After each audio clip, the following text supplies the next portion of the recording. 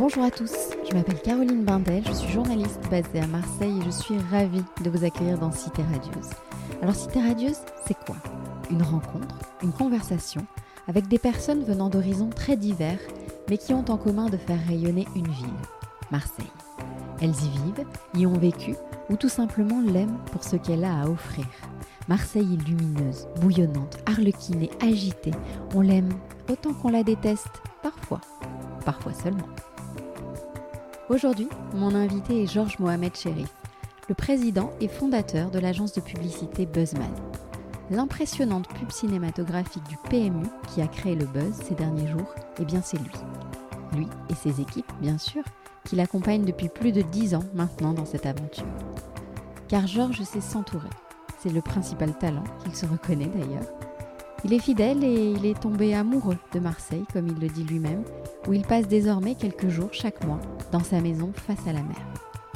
Très attaché à la ville, et particulièrement au quartier de Noailles, il a même investi dans un restaurant nommé Yima, à la tête duquel la chef Ella Aflalo, que j'ai eu la chance de recevoir dans Cité Radieuse, excelle chaque jour. Un néo-marseillais très impliqué dans sa ville de cœur, un homme drôle et chaleureux. Je vous laisse découvrir notre conversation.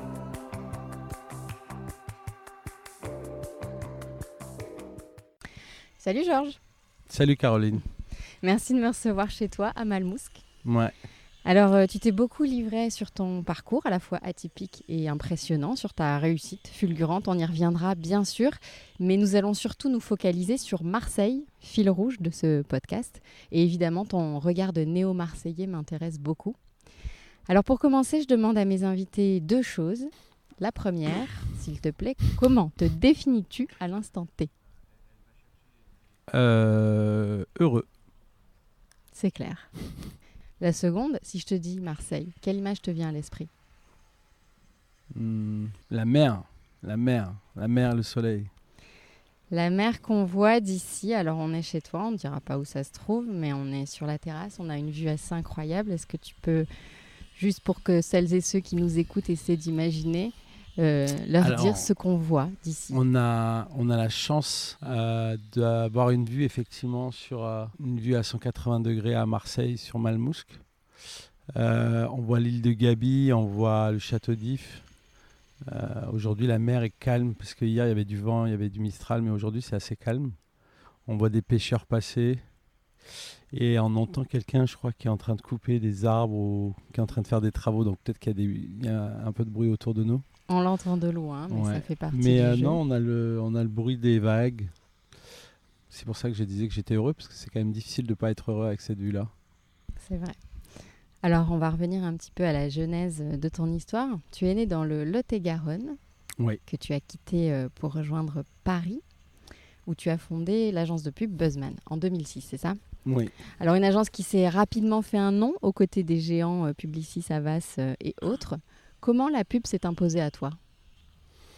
Comment la pub s'est imposée à moi ? Je crois qu'à 16-17 ans, j'avais oublié, j'ai abandonné l'idée de devenir footballeur professionnel pour des raisons de santé et je pense que mon cerveau s'est dit qu'il fallait que je trouve une autre passion. Ouais. Et je crois que j'ai vu une pub à la télé qui m'a fait rire et je me suis dit tiens, ça a l'air sympa ce métier. Ça doit être sympa d'écrire des trucs comme ça. Et voilà. Et j'ai jamais changé de cap. C'est devenu ma passion. Donc tu es allé à Paris ? Je suis allé à Paris, j'ai bossé dans plein d'agences, dans 5 agences je crois, différentes françaises, américaines. Et je me suis arrêté de bosser à 37 ans. Pendant quasiment 2 ans, j'ai eu la chance d'avoir un congé sabbatique. C'est très agréable. Que tu as utilisé comment, ce congé ? Je l'ai utilisé à beaucoup ne rien faire. Ça faisait du bien ? Après toutes ces années intenses. Ouais. L'intensité de la pub, qui est quand même un métier assez difficile, m'avait quand même atteint physiquement et moralement et psychologiquement, on va dire. Et du coup, j'ai eu ce besoin de m'arrêter 2 ans. Ça m'a fait non seulement du bien, mais ça m'a permis aussi de faire un peu le point sur ce que je voulais faire dans ma vie. Et je pense que si effectivement je ne m'étais pas arrêté, j'aurais jamais eu l'inconscience de créer ma boîte. Tu parles d'inconscience carrément? Bah oui, parce qu'il faut être un peu inconscient quand même pour monter une boîte, une agence de pub notamment. Surtout que moi, j'avais pas de clients, j'avais pas de structure. Oui, il faut être un peu naïf. Donc je me lance et puis je sais pas, je dois avoir une sorte de mélange de chance, momentum, et peut-être un peu de talent pour attirer des gens qui font des campagnes avec moi. Et du coup, l'agence grossit gentiment et tous les ans, tous les 2 ans, on fait une campagne qui se fait un peu marquer au niveau national, au niveau international. Et voilà, et aujourd'hui, on était enfin j'étais un plutôt, on va dire. Et maintenant, je crois qu'on est à peu près 150. Est-ce qu'un de tes talents, c'est de bien t'entourer, justement? Je pense que c'est mon unique talent. Non, j'irai pas jusque-là. Non, franchement, je pense que c'est mon unique talent. Enfin, si on doit en mettre un en exergue et un dans lequel je suis à peu près sûr et de ne pas me tromper, ouais, je pense que c'est celui-là. Et d'ailleurs, c'est un peu le sujet du fait que je sois à Marseille et que tu es là aujourd'hui pour le resto, notamment. C'est tout le sujet, parce que moi je suis pas à Marseille et j'ai un restaurant à Marseille maintenant. Et c'est le sujet de bien s'entourer, parce que quand tu crées un restaurant, déjà c'est compliqué. Mais alors quand tu crées un restaurant dans une ville où tu n'es pas, il faut vraiment bien savoir s'entourer. Ça, c'est sur ce restaurant, c'est Yima. On va y revenir un petit peu plus tard. Pour revenir à Buzzman, à chaque coup d'éclat ou chaque coup d'audace, je ne sais pas comment dire, on pense à Mythique, Burger King et tant d'autres. Tu ressens quoi à l'heure où la pub française est quand même très souvent décevante? Écoute, je peux pas mieux te dire, ce matin, avant que tu arrives, j'ai posté notre nouvelle pub qui, sans vouloir porter, on va dire, préjudice à mes anciens clients, je pense que c'est la meilleure pub qu'on ait jamais faite, c'est pour le PMU, qui est sorti il y a quelques jours. Et Dieu sait qu'on a fait, franchement, honnêtement, c'est vrai que j'ai eu la chance de vivre certains moments incroyables comme la campagne Mythique ou Tipex, par exemple, qui avait fait le tour du monde et tout, mais celle de PMU que j'ai postée ce matin avant que tu arrives, j'en suis extrêmement fier parce que ouais, j'ai l'impression que j'ai 50 piges et c'est genre un peu... voilà, c'est comme si j'avais attendu 50 ans pour sortir une pub comme ça. Et c'est hyper agréable. C'est hyper agréable, je peux pas dire mieux en fait. Un des trucs qui me rend le plus fier, c'est ce que je disais hier à mon client PMU qui me demandait si j'étais content des premiers retours. Je dis, je n'ai jamais reçu autant de messages de mes concurrents qui me félicitent. Et ça, je trouve que c'est assez. D'abord, c'est assez cool parce que on se rend compte que même si c'est un métier qui est vachement, où il y a vachement de concurrence et où la bataille est dure, on va dire. C'est vrai que de recevoir des messages comme ça des concurrents qui me félicitent de la qualité de ce film pour PMU. Donc ce que je ressens, c'est un truc, ouais, c'est à la fois une sorte de fierté c'est toujours super agréable de faire un bon boulot et de le voir fini et que les gens te félicitent et tout ça. C'est une chance inouïe. Et nous, on a de la chance, c'est ce que je dis souvent à mes équipes, ça nous arrive souvent. C'est-à-dire qu'il y a des gens pour qui ce genre de moments et de gratification, ça arrive peut-être une fois tous les 5 ans ou une fois tous les 10 ans. Nous, on a la chance, ça nous arrive souvent. La dernière fois, c'est marrant, je regardais... alors, ils ont été éliminés, mais rien à voir. Mais je regardais Ronaldo quand ils ont... Je sais plus, je crois que c'était le quart de finale. Et le mec a marqué un triplé. Et à la fin du match, c'est lui qui l'avait marqué. Et donc, ils ont été qualifiés. Et je me disais, tous les ans, ce mec, il a des joies qui sont dingues, quoi. Et effectivement, d'avoir ce genre de sentiment, c'est assez agréable. Donc là, tu as un sentiment de plénitude, d'accomplissement. Un petit peu avec cette chaleur où il fait 22 degrés, je pense, ou 23 degrés. En plus, aujourd'hui. Ouais. Oui. Buzzman, tu souhaites l'avoir évolué comment dans les années à venir? Que le succès continue, on est bien d'accord. Ouais, écoute, si on arrive à maintenir ce niveau, c'est tout le mal que je nous souhaite. Parce que pas facile d'avoir toujours ce genre de campagne qui sort et tout. Donc parfois, il ne faut pas souhaiter mieux, il faut déjà souhaiter la même chose. C'est déjà pas mal. Et savourer. Ouais. Exactement. Ouvrir une antenne à Marseille Ça a été fait en fait. C'est la raison pour laquelle je suis ici en fait. Je Ouais. t'ai pas raconté, mais en fait, on a gagné un budget il y a 5 ans, le Conseil général des Bouches-du-Rhône. Du coup, on a cherché des locaux, on a trouvé on a trouvé un endroit et c'est pour ça que je suis venu de plus en plus souvent à Marseille. Et on va pas se mentir, je suis vraiment tombé amoureux de cette ville pour des raisons assez simples. Enfin, il faut pas aller chercher midi à 14h. C'est la lumière qui est incroyable. Je pense que peut-être les gens qui habitent ici s'en rendent plus compte, mais c'est une lumière qui est assez incroyable. C'est assez rare, en fait, quand tu vas... alors, je ne vais pas me la jouer, mec publicitaire qui parle de pays étrangers, mais dernièrement, j'étais en Afrique du Sud, justement, pour faire cette pub PMU. Tu as un peu la même lumière. Tu as un peu la même lumière aussi à Los Angeles. Et en fait, à 3 heures de Paris, tu as quand même la possibilité d'avoir ça. D'un coup de train. Et tu as ça, tu as la lumière, tu as évidemment le soleil, la mer, le fait de pouvoir se baigner. Et puis les gens aussi. Les gens à Marseille, c'est quand même, quoi qu'on en dise, l'accueil des Marseillais, la gentillesse des Marseillais, l'accent des Marseillais, c'est quand même un truc qui est... alors moi, peut-être que c'est parce que je suis un mec qui est originaire du Sud, mais je pense que c'est... pour quelqu'un qui habite à Paris et qui arrive ici, je vous promets que le contraste est assez phénoménal. Il fait du bien. Et c'est bien de le rappeler parce que quand on vit ici, on aurait tendance à l'oublier. Tout ça. Je me rends compte que les gens qui habitent ici ne se rendent pas du tout compte en fait. Ils voient plus tout ça. Qu'est-ce qui t'inspire dans la vie ? Qu'est-ce qui m'inspire dans la vie ? Alors ça, t'as pas des questions plus globales ? Dans le travail. Hein. Ah oui, pardon. Ouais, est-ce que c'est ça ? Est-ce que quand tu te mets là comme ça, on est assis sur 2 transats, donc on le disait, face à une vue absolument dingue, est-ce que ça te ressource ? Bah oui, bien sûr. Oui, bien sûr. Bah, moi, je dis souvent, les gens, il n'y a rien de mieux que la sédimentation. C'est-à-dire que le repos, c'est pas du tout un truc dont on fait la publicité. Il est même plutôt bienvenu de paraître hyper occupé et de faire plein de trucs et d'avoir un agenda trop chargé. Moi, c'est plutôt l'inverse que je préconise. C'est-à-dire que avoir le temps de se reposer et avoir le temps de laisser sa marmite cervicale au repos, ça permet d'être beaucoup plus fort. C'est toujours j'ai déjà raconté ça, il me semble, mais si vous prenez un verre d'eau et que vous mettez de la terre, si vous remuez, c'est tout marron, c'est tout dégueulasse. Si vous les laissez poser un quart d'heure, bah en fait, ça retombe et on voit hyper clair. Bah en fait, c'est un peu le même principe, je pense, avec le cerveau. Donc non, moi le repos et donc ce qui m'inspire, je pourrais dire, c'est le repos, le non-surmenage. Voilà. Je pense que le surmenage est le pire des choses qui puissent arriver aux gens qui bossent et aux gens tout court d'ailleurs.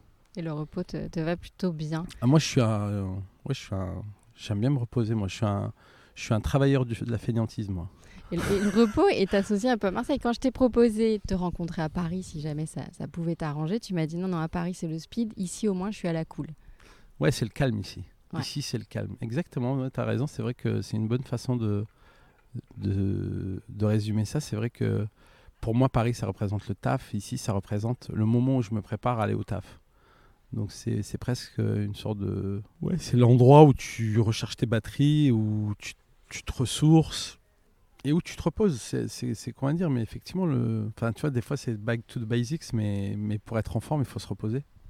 Tu sens que le discours change à Paris quand tu parles de Marseille ? Que le regard des gens change ? Je pense que ouais, franchement, après, je ne veux pas me jeter des fleurs sur ce sujet-là, mais je pense que j'ai fait une bonne publicité à Marseille ces dernières années.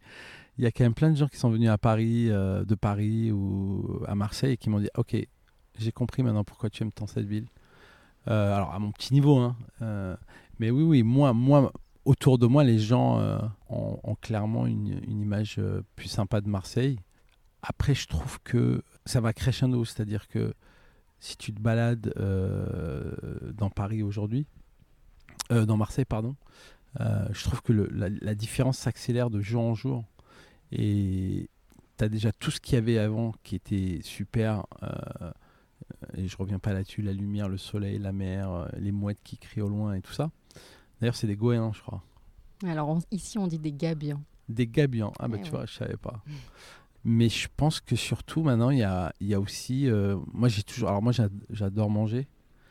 Et je trouve que, par exemple, j'avais un peu l'impression de tourner en rond, pardon, sur les endroits où je pouvais aller dîner et goûter des trucs agréables à manger.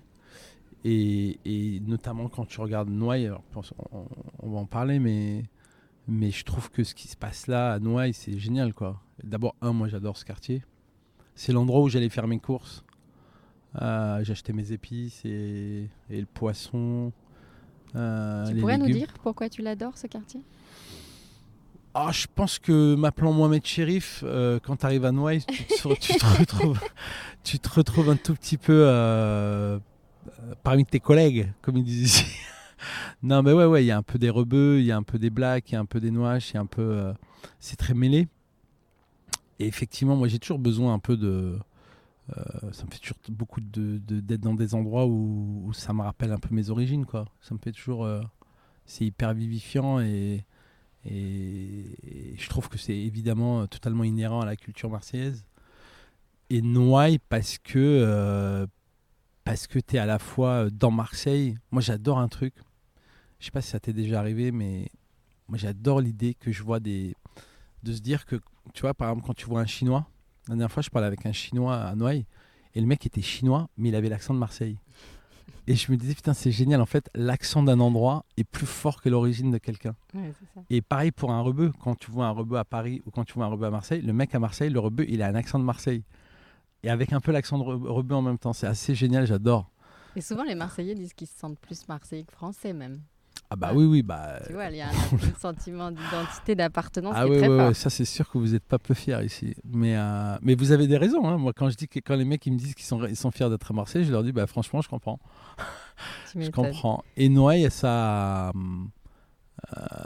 ça a ce goût, du sud, quoi. J'adore. Alors, t'adores tellement que tu as décidé... parce que tu pouvais pas rester complètement au repos, j'ai quand même un peu l'impression. Tu as décidé d'ouvrir un restaurant. Et tu as choisi la chef Ella Aflalo, que j'ai déjà reçue Ouais. dans Cité Radieuse. Et donc, vous avez ouvert le restaurant qui s'appelle Yima. Yimma. Alors, raconte-moi cette aventure. Écoute, tout est parti d'un hasard.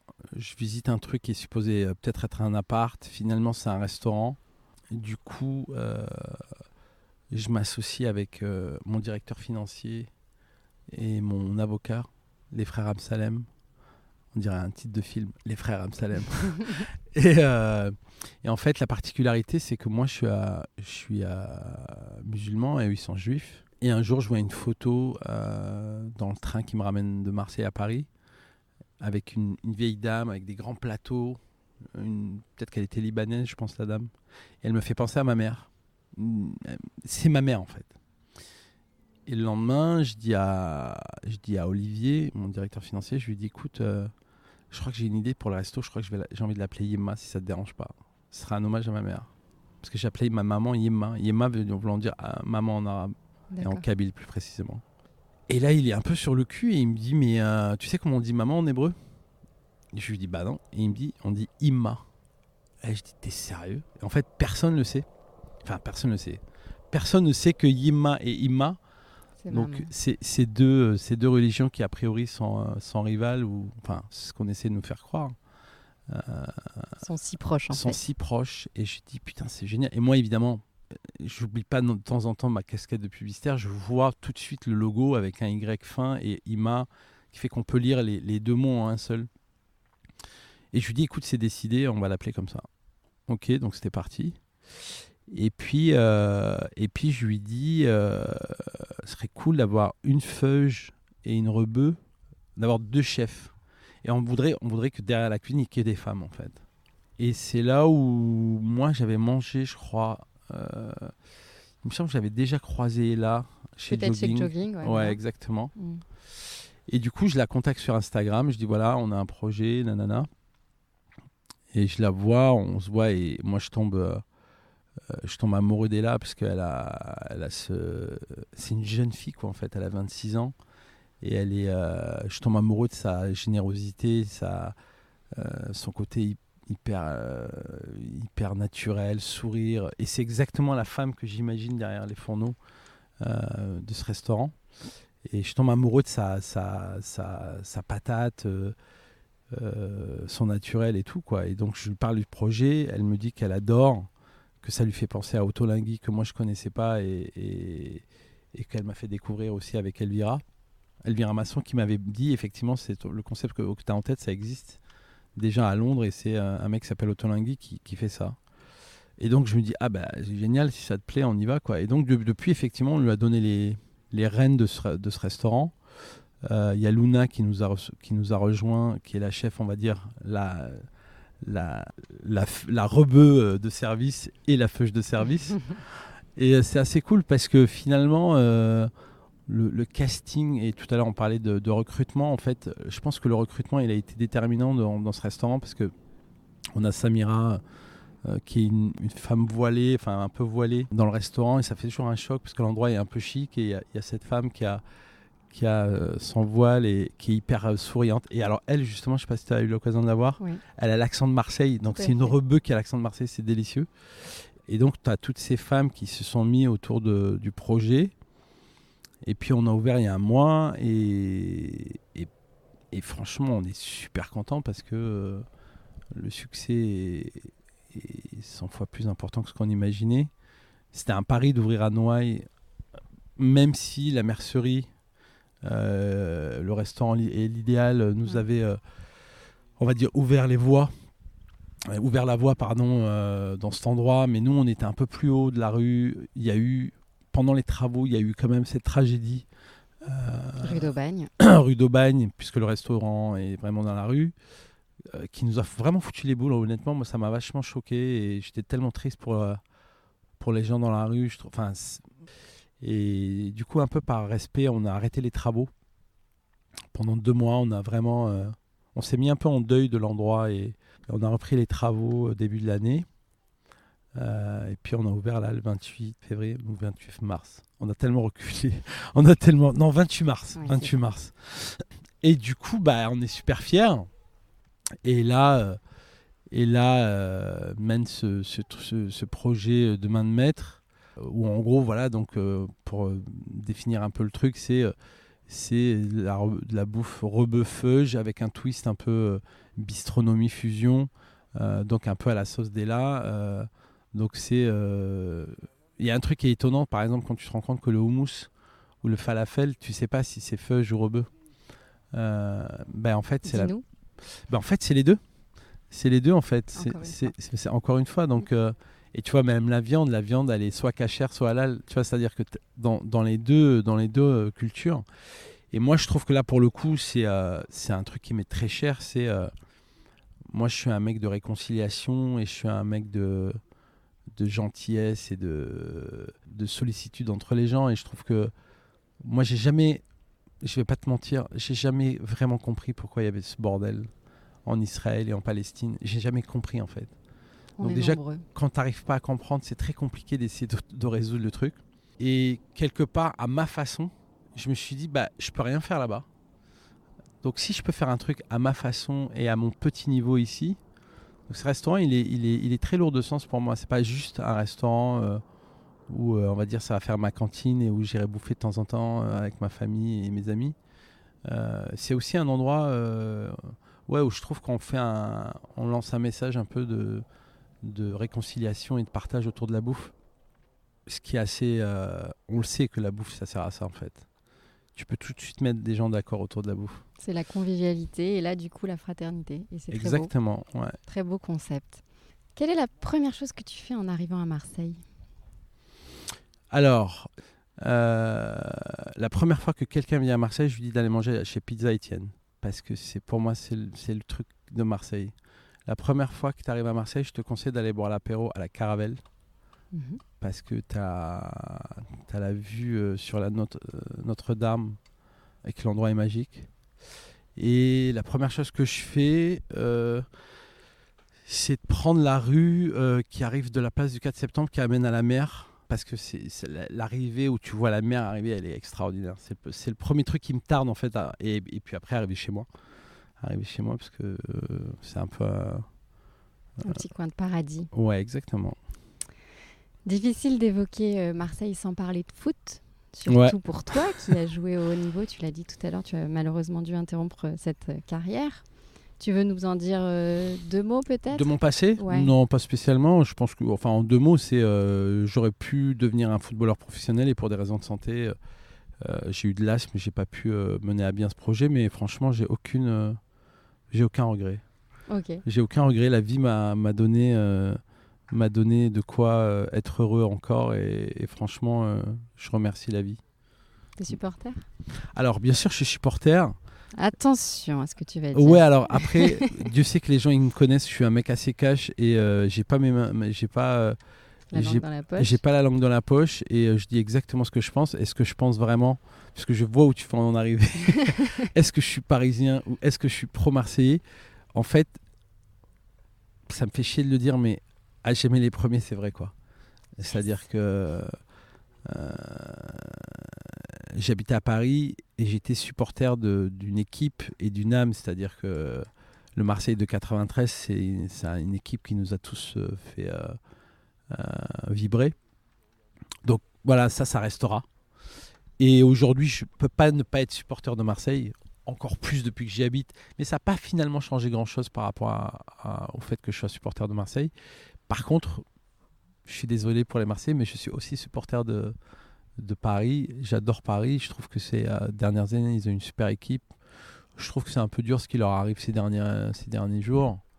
Mais ils ont quand même une équipe de Maboule. Et ils ont quand même fait venir des mecs comme Mbappé et Neymar, qui sont quand même des joueurs qui nous font rêver. Et je suis aussi hyper supporter de Barcelone. J'adore Barcelone. Donc en fait, je suis pas un vrai. T'aimes le foot, quoi. Ouais, j'aime le foot, et en fait, ouais. mais c'est comme, tu vois, je suis pas très groupie, quoi. Je peux pas être à fond derrière quelqu'un comme un dingue, quoi. Tu vas un peu au stade quand tu viens à Marseille ? Ouais, mais je vais au stade à Marseille et je vais au stade à Paris.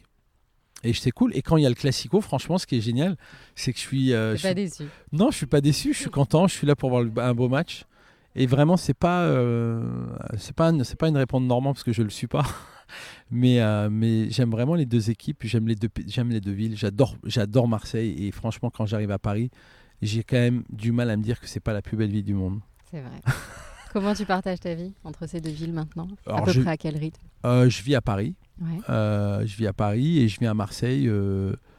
Alors ces derniers temps, je suis venu beaucoup parce qu'on faisait les derniers réglages du resto. Mais après, je sais pas, je viens une fois par mois, une fois toutes les 3 semaines. Dès que j'ai besoin un peu de me reposer. Et d'une belle lumière. Ouais, non, mais justement, j'ai pas de timing. Et après, je pense que il y a un truc qui est cool aussi, c'est de venir à Marseille quand il fait mauvais. L'hiver, c'est quand même génial parce que tu pars de Paris où tu vois, tu peux vraiment des fois avoir le moral à zéro, et tu arrives à Marseille, genre tu arrives vers vers Avignon, et là d'un coup le ciel change. Ça commence à se lever. Et là tu dis putain, c'est cool, j'arrive à Marseille. Non, c'est franchement, c'est de la même façon qu'Emma réconcilie un peu la bouffe Gérebeu. J'essaye parfois de réconcilier les Parisiens et les Marseillais. Mais c'est vachement bien. Ouais, parce que ça fait chier un peu de toujours être en contradiction et d'avoir des ennemis. C'est un peu chiant, en fait. C'est fatigant d'avoir des ennemis. Ouais, je trouve. Si on pouvait être un peu plus dans un truc où... Et si quand il fait très beau sur les réseaux sociaux, on pouvait arrêter de poster des photos en disant coucou Paris, ce serait bien aussi. Je trouve que c'est un Moi, peu je le fais relou. jamais. Je mets des photos des fois de Marseille, et je le fais de moins en moins parce que je pense que j'ai effectivement peut-être rendu certaines personnes jalouses des moments. Donc, mais non, j'essaie pas. Au contraire d'énerver les gens. Je pense que c'est bien si les gens ils viennent à Marseille de Paris. Et l'inverse, c'est vrai, hein, les gens marseillais, ils devraient monter plus souvent à Paris parce que, encore une fois, Paris, c'est vraiment la plus belle ville du monde, Ça, je c'est pense. vrai. Ça, c'est vrai, on est d'accord. Alors, Georges, pour terminer, le traditionnel questionnaire de Cité Radieuse. Si Marseille était une image ?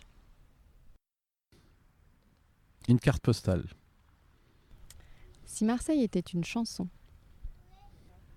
I Am. Si Marseille était un film ? La French. Oula. French Connection. Eh oui. Non, pas la French. Le French Connection, pardon. Ton expression marseillaise préférée, est-ce qu'il y en a une que tu as adoptée ? Enculé. Ah, carrément, ok. Ça c'est fait. C'est là qu'on voit que tu vas au stade. Ouais, non, m'envier. Ok, super. J'ai jamais vraiment trop compris ce que ça voulait dire, mais je crois savoir. Oui. Mais m'envier, je sais pas, j'aime bien ça. On dirait un truc très, très élégant alors que ça ne l'est pas. Ah, ça l'est pas du tout. Voilà, On est bien exactement. d'accord. M'envier.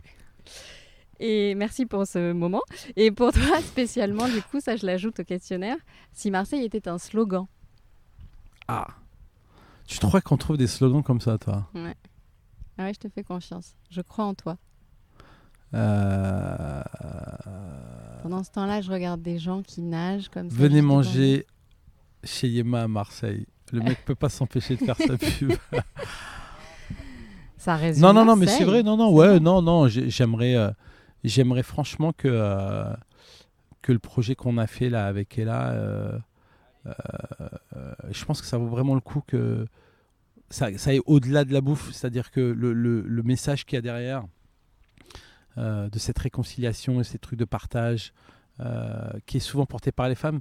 C'est marrant, je vais rajouter juste un truc si tu me permets. Bien En fait, sûr. j'ai eu un déjeuner incroyable la dernière fois avec Perla Servan-Schreiber et qui nous a raconté un truc assez ouf.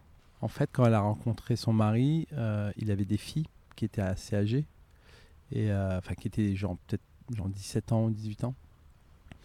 Et en fait, elle nous a dit qu'elle avait failli partir de cette famille parce qu'elle était un peu rejetée.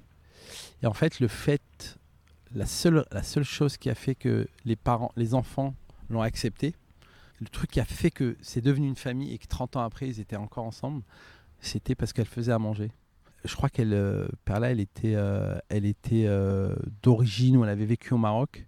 Et donc, dans sa culture, tu faisais à bouffer pour les parents, les enfants et tout.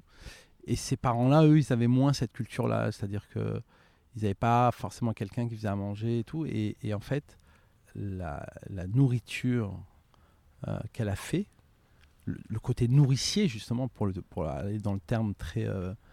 dans l'étymologie, en fait, le côté nourricier qu'elle a eu par rapport à ses enfants, ont fait que ses enfants se sont tournés vers elle comme étant leur maman. Et je me suis dit, c'est ouf qu'en fait, la bouffe, ça peut... Enfin, tu vois, ça peut changer une vie. Là, pour le coup, t'imagines, ils se sont rencontrés, je crois, à 45 ans, et 30 ans après, ils sont ensemble. Ils forment un couple, d'ailleurs, qui est incroyable. Cuisiner pour les autres, c'est donner de l'amour. Hein. Et du coup, t'imagines, c'est grâce à ces repas qu'elle faisait pour ses enfants, que ses enfants l'ont regardé en se disant, ok, cette femme, c'est plus que la femme de notre papa, c'est une mère pour nous. Et je trouve que c'est là où tu te rends compte que, et quand je te disais tout à l'heure, à mon petit niveau et à notre petit niveau avec Ella et mes associés, on a voulu aussi... moi, mes associés, ils sont Feuge et on se connaît depuis 12 ans, on a créé l'agence ensemble. C'est mes associés dans ma boîte. Et en fait, on s'en fout d'être Feuge et Rebeu, on est super amis. On a créé un truc qui a du succès, on gagne de l'argent.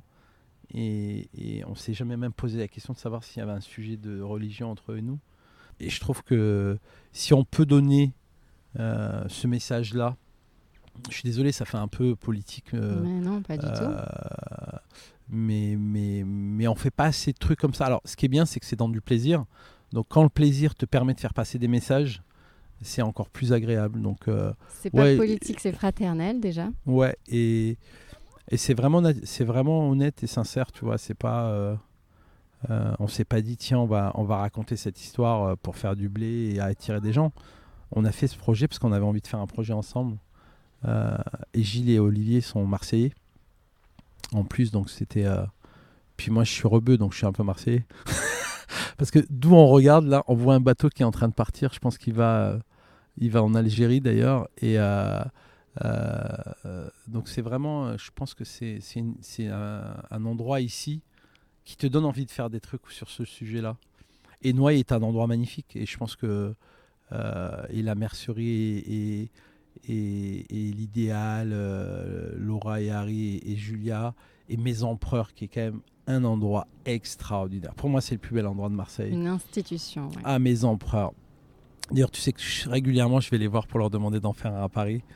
Et ils me disaient pas du tout. Jamais de la vie. Jamais de la vie. Non, j'imagine bien. J'allais te poser la question. Est-ce que Yima, c'est quelque chose que tu pourrais dupliquer ailleurs, à Paris ou ailleurs ? C'est pas impossible. Est-ce que ce message que tu veux faire passer, tu peux le faire passer partout ? Écoute, je peux pas dire mieux, mais je pense même qu'on est en recherche.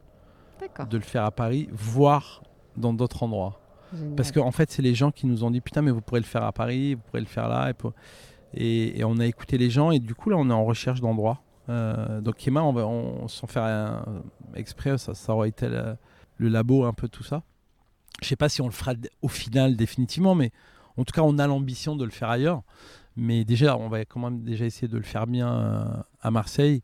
Et surtout, là, on va ouvrir le soir. Parce que là, pour l'instant, c'était une phase de test pour le déjeuner. Et puis là, bientôt, on va faire un test le soir. Et je pense que, tu sais, quand on est arrivé, on n'était pas sûr que faire venir des gens au 27 rue d'Aubagne pour ce genre de nourriture, ça allait marcher. Et comme ça marche et que les gens nous donnent des bons signaux, ça nous donne envie de continuer. Donc, je vous l'annonce, Yema sera bientôt ouvert le soir. Génial, merci. Merci pour ce scoop. Merci pour toutes ces infos. Merci beaucoup à toi. De m'avoir consacré ce temps. Bah écoute, c'est la première fois que je parle autant de Marseille et je me rends compte que c'est quand même un vrai plaisir que j'ai de parler de cette ville. C'est un vrai sujet. Et puis ça veut dire que ça y est, quoi. T'es intégré, t'es Marseillais. Mais je m'appelle Mohamed Chérif, moi. Et ouais, c'est ça, t'es à la maison. Je suis à la maison, exactement. Merci beaucoup, Merci, Caroline. À une prochaine fois. Salut. Ciao. Tellement bavard.